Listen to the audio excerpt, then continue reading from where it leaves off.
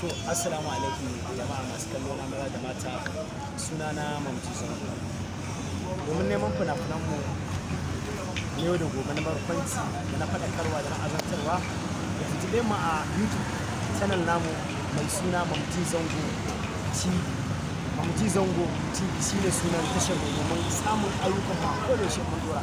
Sannan gani ga kuma jarumin kuɗin TikTok wato babba.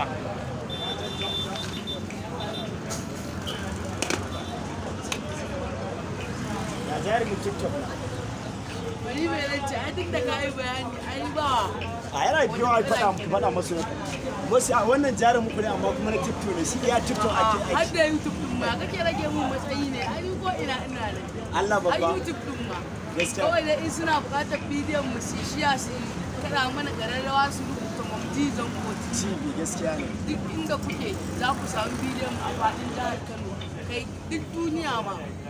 Rubuta Mamti Zango TV za ku samu bidiyo mana ƙararrawa kuma na lafiya har da shi. Amma shi fa wannan masu ku gane shi ko na faɗan TikTok jarumi ne shi a TikTok kuma jarumi ne a fim.